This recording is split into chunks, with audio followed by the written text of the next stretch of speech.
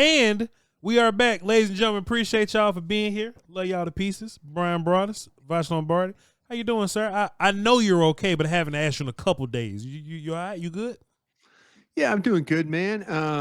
Unfortunately, as we broadcast tonight, you and I in our pre-show meeting, we're talking about feats of strength and the weather in our fair area here. It's going to get a little nasty. Mm-hmm. And you and I were talking about, should we just drive up to the Star and show up and do that, go into that SWBC Mortgage studio and just you and I have a draft show? If it's open, I'll do it. If it's open, I will still do it. I when I started talking, when we got the word that we weren't doing it, I it's one of those things where I felt like because I was with Zach Wolchuk and tomorrow's one of his days, and Wolchuk's like, oh man, they canceled the damn draft show, and I'm like what? He goes, Derek sent out the text, and I'm like, and the first two people I thought about were you and Wolchuk and Bobby Bell. I kind of thought about Bobby a little bit there, but I thought about how much these shows, and we only get 40 of them. Now we'll make it up on a Monday, from what I understand. We won't have the ability to do it tomorrow, but Monday, Tuesday, Thursday next week. So hopefully, but the weather's over here in Texas is not very good for us, or it might not be good. So they're going to cancel on tomorrow. But like I said on the break today, I go, let me make a little plug here if I could, Derek. Yeah. Voch and I will have a show on. When we're not doing it, Voch and I will have a show on. When y'all out here taking breaks and sitting by your fireplace trying to warm up, me and Bryan Broaddus going to be talking about some players. You feel me? About some players. It does mean a lot to me, Bryan. Like, it does mean a lot. And I don't know how many of these I'm gonna do because that Crown Media show coming soon. So I don't know how many. You know what I'm saying? But we're doing a lot of our own stuff. Yeah, for sure. It does indeed mean a lot to me. But what you taught me is that we just gotta do both shows. We gotta do the Crown show, then the Voch, because we're radio guys. We gotta have a job. That's what you said. Yeah. Man, Bryan, we got some bowl games coming up. Sure.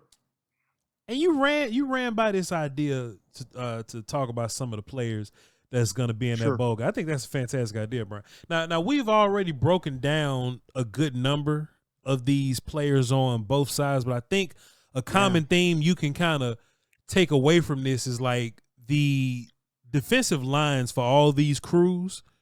Yeah, they're all pretty stout, to say the least. You look at the Ohio State guys, they probably got the thickest group of guys. They got some interior guys.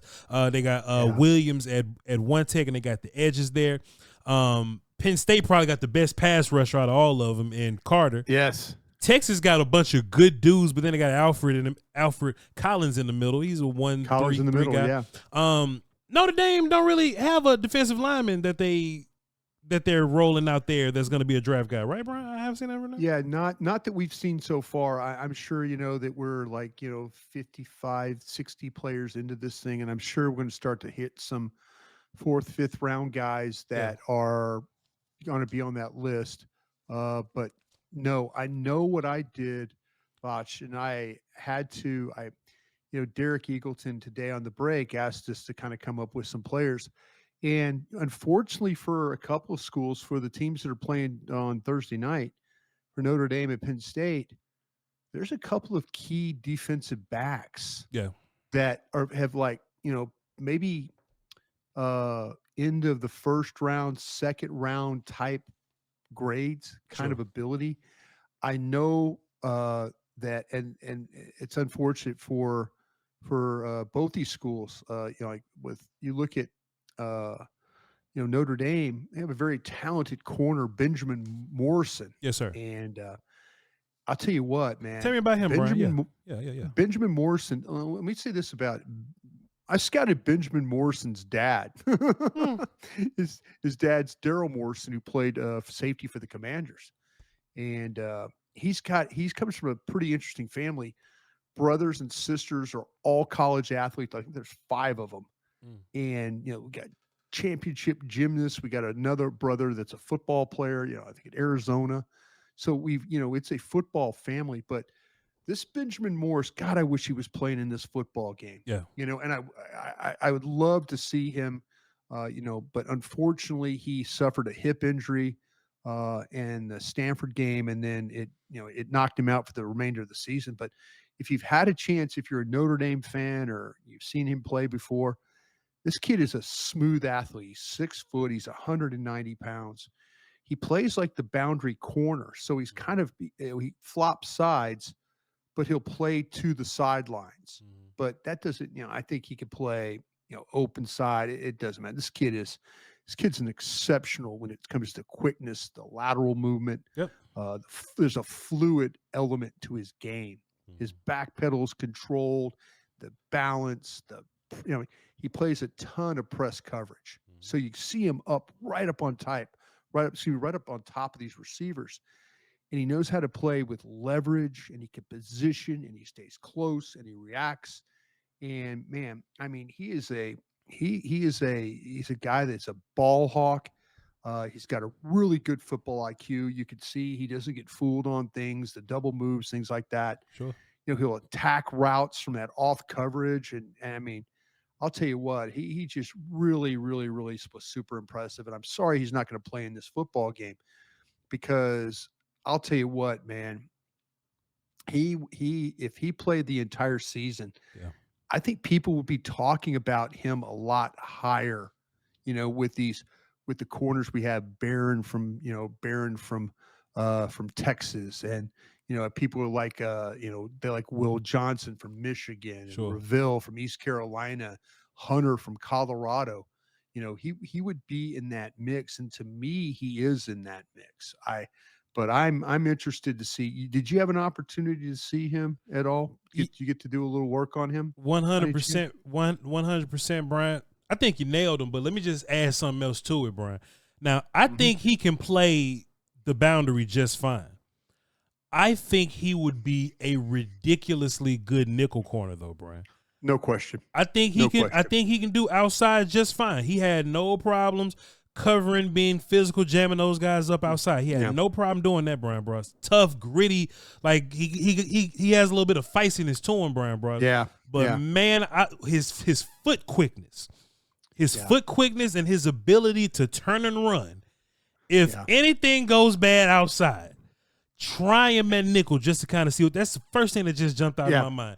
And I don't know what his arm length is necessarily, Brian, but his ability to like carry these receivers, and I always say turning and running with these guys, and the foot quickness and flipping the hips and all this kind of stuff. I think he's a really smart football player too, Brian. So you can see him in zone. He'll pass guys along, but he'll still find the football and just kind of go to the football. Right, Brian? Right. So when I'm watching him, I'm like, man, but this dude has, because they say that nickel corner is harder to play than the outside, right? Because if you outside, you got to carry the field. You have the sideline to help you there, right? Yeah. Brian, I think this dude, he could play whatever you want to play, which gives me the feeling that if you do trust him as an outside corner, I do. That means he can probably travel for you. And now we're living in this world where some of the more dynamic receivers play inside now, Brian. Man, I'm a huge fan of him. I got a 2nd round grade on him, Brian. Now this is where I get conflicted, and I might be a little phony.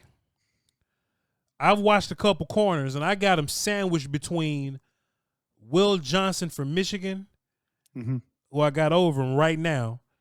And have you seen the kid Amos from Ole Miss? I have not seen Amos yet. I got him sandwiched between those guys. Okay. A part of me feel like I'm being phony. I have him above Will Johnson myself. A part of me feel like I'm being phony with this Will Johnson thing, Brian. And one day we're going to get on the draft show and talk about this. Like, what are we trying not to accomplish? Like, what are we trying not to do here? I don't want to draft somebody that I'm not comfortable with. I'm not comfortable with him either. I'm not comfortable with Will Johnson. I feel really good about Benjamin Morrison over Bryan Broaddus. So yeah. I was kind of waiting to get with you to see how you feel about. I got him right here though. I put Morris above him. Because I'm with you, and it's not. I agree with you about Will Johnson. I need to feel better about him, and I don't. And every year, there's always a corner too. There's always a player that I just don't feel comfortable with. Yeah. Mykel Williams, the edge from Georgia, I don't feel comfortable with him. Where he's, where these guys were projected were much, much higher than I see them as players. Yeah. That's the problem I have. And, when you're in a draft room setting, let's like what we do with the draft show, and then you and I have these conversations, it makes me feel better that like I didn't see some of the things, but somebody that I trust is saying the same thing, So it makes me feel like, okay, I'm not on an island on this one, but man, I'll tell you what, I do have some problems with Will Johnson, and I do have some problems with Mikael Williams. Sure. But somebody is going to take these guys and they're going to potentially make it work. And I'll always admit when like, okay, now I know why I felt bad about this, or why I felt that I needed not to, do this or do that. Yeah. So anyway, but okay, can I I want to bring up a guy from Penn State, if you wouldn't mind, another Penn State kid. Now, sure. I'll say this. Let me talk about a Notre Dame kid that I'll do this. There's a Notre Dame kid that will play in this game. What? And Watts, have you had a chance to see Watts yet? I have not seen Xavier Watts. He's a safety, but it's coming up soon. He's on my list. Okay, I got you. Well, I'm gonna take care of you here on this one if I could. Please. Just because he's playing in the game, and if you allow me a little bit, I'll explain what I see with this player. Please. Xavier Watts is 6 foot. He's 203 pounds. Okay. Voch, I describe this guy as a right place at the right time kind of player. And what I mean is the ball tends to gravitate towards him. He's a guy that it's overthrown, it's tipped, it's fumbled, it's knocked out. He's a right place at the right time guy, and I really respect him for that. He wears number 0 at Notre Dame, and you'll see him, he'll play deep, but then they also bring him down in the box. I think you need to take advantage. This kid is one of the best tacklers. And he's one of the best tacklers when you see him. Now, I'm going to talk about another kid that's not going to play, but I want to talk about him as a free safety because the kid I'm going to talk about, Winston from Penn State, is one of the best tacklers in the country, bar none. One of the best tacklers in the country overall for his career. But when you look at Xavier Watts, I do like him better down because I think that mentioned the nose for the ball, that he's a solid tackler. He does a really nice job of bringing ball carriers down in space. You don't see him get fooled or pulled out of position. I would not call him the quickest or even the most fleet of foot, but he does know how to react well due to his ability to see the play develop. He's super, super smart. There's a real element to his game. You're going to hear me say this a lot, a real element, but this kid has smarts. And he shows it because the way he beats blockers and the way he gets to spots in order to make plays, the Georgia game, the playoff game, Texas A&M, Louisville, Indiana, those are the games I was watching. And like I say, probably not an elite athlete, but he moves well. He runs well. I don't know how much coverage I want to put him with some of those guys that have some quickness to their game.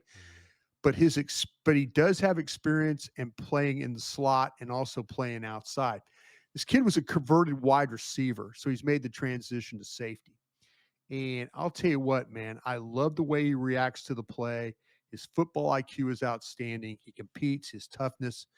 He's got a clutch gene to him the way he plays. In these playoff games, you can watch him against Indiana and Georgia and those people, and he's making plays in these big, big, big games. So Xavier Watts, kind of see him more as a strong safety than a free. But at Notre Dame, when you watch this game, you're going to see 0 coming from depth. And he's a player, I think, got a second-round grade on him right now. I have him over our South Carolina kid, Manawari. I have him over him. And so that's kind of where I've got those two guys at. And so we'll see how it plays off. Both of them, our South Carolina kid, 6'3", 227. Watts, a little bit of a smaller guy at 6 foot and 203 pounds, but you're going to see him tomorrow night. He'll be around the ball. I bet you he knocks a ball loose. He'll probably recover a fumble, make a key tackle. Xavier Watts, strong safety, I think, from Notre Dame playing in this football game. I will definitely be tapped in, Bryan Broaddus. We have a mock draft for the people here, but Bryan, you want to write down some names for us to come in and talk about tomorrow? Everybody else, get your pen ready. Write this down as we'll be on the test. Let me know when you're ready, sir. Oh, let me get something situated here. All right, go ahead, sir. What do you got? So you don't have to write this name down, but Xavier Watts, I'm gonna watch, man. We're gonna come back. That would be good for you. And if you could, I recommend KJ Winston? Now, it's going to be one game if you can find it. It's the West Virginia game. Mm-hmm. He got hurt the very first game of the year, but just watch the movement of the kid and go back and watch him play in 2023 if you can too, for Penn State. He wore number 2 to start this season, and I believe he's 21 the other part. But just check KJ Winston. Okay. This kid's a true free safety and one of the best tacklers in the country. He's got length. He's got ability to run. He closes. He's not going to play in this game, but I guarantee you teams are going to be talking about free safeties, and KJ Winston from Penn State is going to be that guy. Keep an eye on that one. I will watch both those safeties. Harold Fannin, tight end from Bowling Green. Tight end. We mentioned him yesterday. We were talking about Senior Bowl guys, and Nick Harris alluded that he may be tight end 1. So let's watch Harold Fannin. Bowling Green, right? Bowling Green, yes, sir. Yeah. Tate Radlich, guard from Georgia. Tate Radlich? Radlich, yes, sir. Radlich. What I want to do is we're in the day 2 process now. So I'm taking some day 2 Senior Bowl guys and just making us know them. Gotcha. Xavier Restrepo. Okay, this is Miami's wide receiver. Wide receiver, Miami, yes, sir. Xavier Restrepo. Got him. Xavier Restrepo, Tate Radlich, Harold Fannin, and I'll watch both the safeties, and we'll come together tomorrow and we'll talk about those guys, Bryan Broaddus. Sounds good, man. Sounds good. Like, I'm looking forward. Again, I was talking to Jim Nagy about the tight end from Bowling Green, and boy, what did he say? Because I asked him a question. Let's see if I think it was a thing where what did he say? He one of the most natural athletes, like in the class or something? Like he was more than complimentary about the player. Hang on just a second, I'll tell you. Because I asked him, oh, here he is. Okay. I said, yeah, tell me a little bit. I asked him, I said, hey boss, tell me a little bit more about Harold Fannin, tight end Bowling Green. He said, tweener size, move F type, move guy, fullback F. That's when they talk about the F. They talk about the fullback type. Obviously, rare production. Yeah, it's incredible what he did at Bowling Green.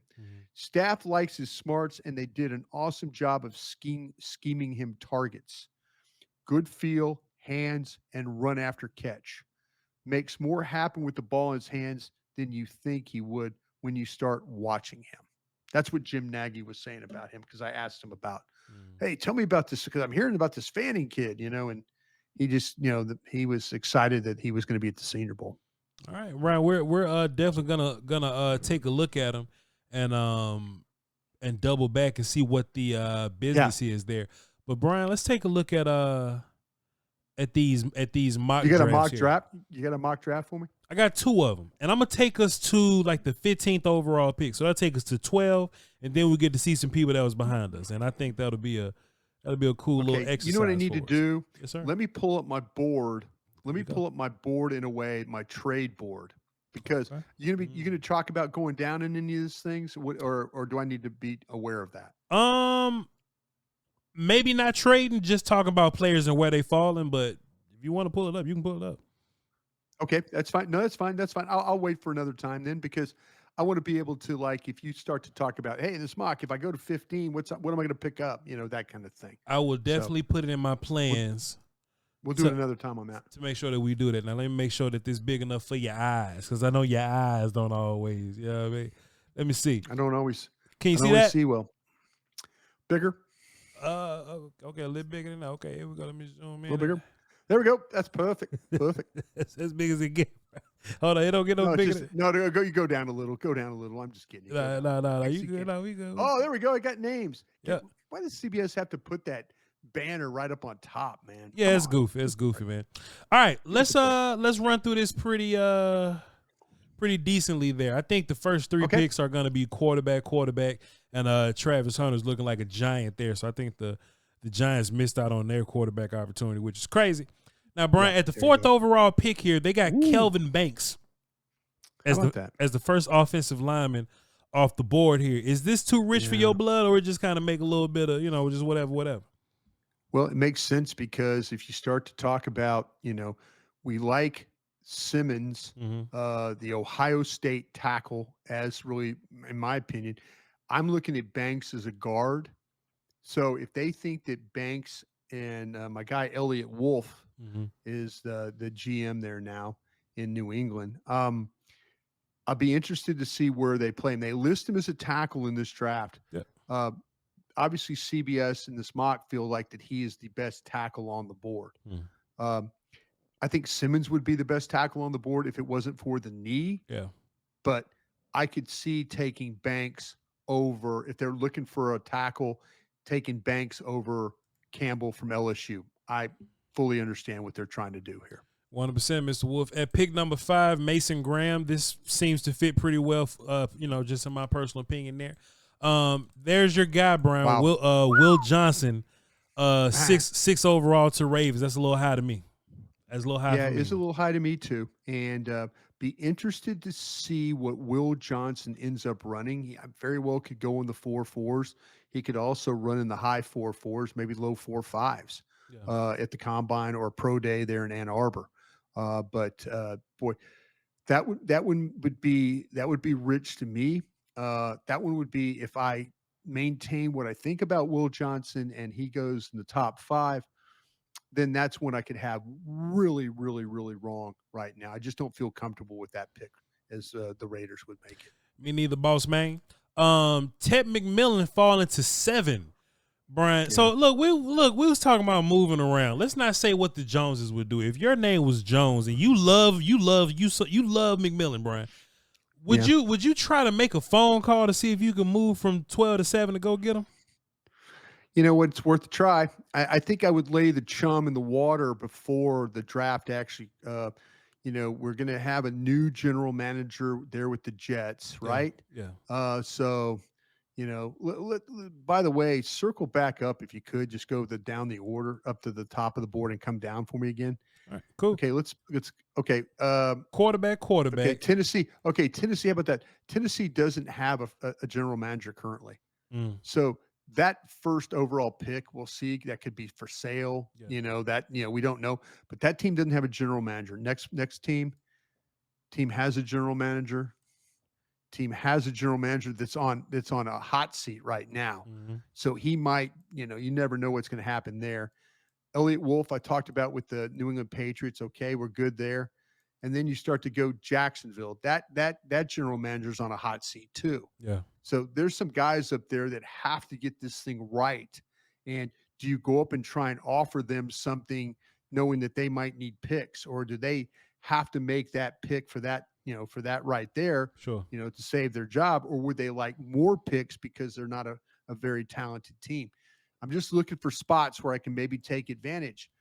Tom Telesco, he might be in trouble a little bit with the Raiders there too. The Jets, no general manager yet. Yeah. That'd be interesting. So yeah, I'm looking at spots with first time general managers, maybe these first time, maybe scouts always, when they become general managers, scouts, they want, what do scouts always want? Picks. Give me picks. Give me picks. Give me picks. Give me picks. Don't think about the big picture. They think about give me picks, give me picks, give me picks. Sure. So I'm going to target some teams that might have first-time general managers and see if I can convince them maybe to come out of that hole. But yeah, I'm laying chum in the water for some of these teams. If I have a chance to maybe, flip a 5 or something like that and go up a couple of spots to, go get, a guy like McMillan. Sure. I'm sure laying that chum in the water before we go. Hey, just to see. Let's see what we got here. The Carolina Panthers take Abdul Carter. Makes sense to me. Wow, that's getting close to us too, right? Hey, look, pick up the phone, man. Hey, and you had to go out and win that game against the Commanders in Tampa. Shame on you. That's my point. That's my point, Brian. So when they walk around talking about we have a losing attitude because we trying to lose some game. This is the difference right here. 1 or 2 picks is the difference, but that's it right there. Here you go. I have a fake pin throw right here, Brian. Fake pin throw to get this dude off of the board. Shouts out to Michael Williams, man. Buy your mom my house, be great, dog, but just not for my team. Will Campbell is number 10 to the Bears. Cool. Yeah. Jalen Walker goes 11, Brian. I'll tell you what, man, that would be a great pick for the 49ers. They pull that one off. Yeah. That kind of fits right in what they're trying to do. You know what I'm saying? Sure does. Yeah. And the Dallas Cowboys select. Oh, here we go. What you think about that, Brian, bro? What you think about this nonsense that's on my screen, Brian? Oh man, I'll tell you what. What do you think about this foolishness that's on my screen, Brian? Good football player. Yeah, he cool. Good football player. Good football player. Boy, that's probably with the names on the board. Nice length and size for the position. Plays really good instincts and toughness. Lines up all of the formation. We'll see him inside, outside. Versatile player. Good job of reading the play, follow the flow, offense, getting the tackle. Box had an interception at Georgia game, understanding where he needs to fit by reading quarterback. Does a good job with length. The guy sounds like, this guy to me is a good football player, but I don't have him as the 11th or 12th best player on my board. Well, you know what I'm saying? This character got him 6'3", as the 245. That's a good looking kid. He is a good looking kid, and he's a sideline to sideline player. He's got some pop. I don't know if I have him as the 11th best player. That's kind of my issue right now. Yeah. Matter of fact, I know there's some other names on that board. Mm-hmm. Well, the next he would be somewhere like player 16, 17, 18 on my board. Yeah. Yeah. So, you're telling me I have a chance for Reville, Barron, Starks. Yeah. I have a chance for Walker's already gone. Genty, Simmons, Campbell, Burden, Abuka. That would be a tough one for me. That would be a really, really tough one for me. I think he's a good player, but there's some other guys I have above him. Okay, what happens behind this there? This ought to be interesting. Scorden at 13, Starks at 14, Pierce at 15, Grant at 16. How about Grant, man? Yeah, getting up there. Grant is going to be Grant's. There you go. There you go. Princely. There you go. Umama yelling at 17. So and then there's Burden at 18 there. We have no clue how this thing is gonna go, Brian. We have no idea. Yeah. I got one more quick one, then we're gonna get up out of here. We're gonna run through this one fast, Brian. So quarterback at Tennessee, quarterback at Cleveland. Travis Hunter goes to the Giants, Brian. The Patriots go Will Johnson again. I think there's a common theme going on here, Brian. That's a little rich for me. Mason Graham, he fits there in my personal opinion. Tet at 7, he fits there. Carter at the Jets at 7 overall fits there. Starks is Malachi Starks at 8 overall too high for you? It would be, if I was willing to pick him at 12, I should be willing to pick him at 8. So maybe it's a couple of players rich for me, but he's in that ballpark. Mm-hmm. Yeah. Who's going to go behind him? That's what I'm interested in. Nick Scorden, which is another fake pin throw for me. Another fake pin throw for me. Will Campbell goes 10. That's consistent there. Jade Barron, Brian. I thought this was interesting. I think more and more people are kind of going to get on this train over time.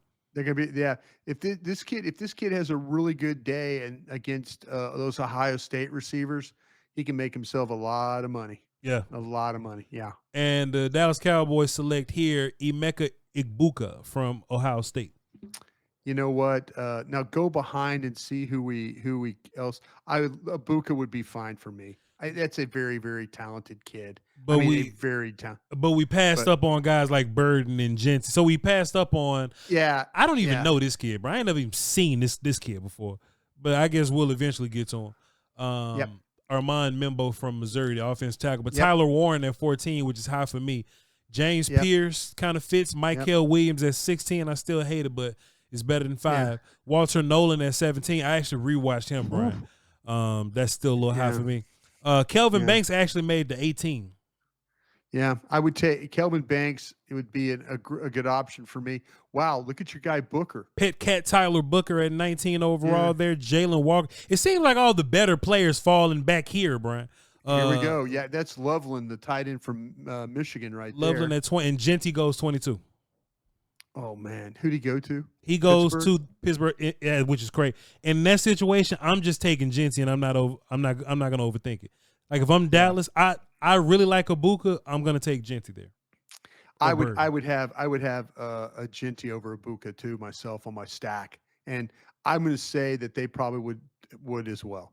Would be my guess. Yeah, and that's all I got. Unless you want to see the rest of this, Brian. You know, Josh Connerly's in the first round. Are you good? Conley, I got him in the second round, but yeah, that's kind of what we're talking about, right? Because we're talking about players that. And there's my guy. There's Benjamin, who we talked about earlier from Notre Dame. Yeah. Green. Yeah. I like that. That's a good pick. That two can cover, man. God, he can cover.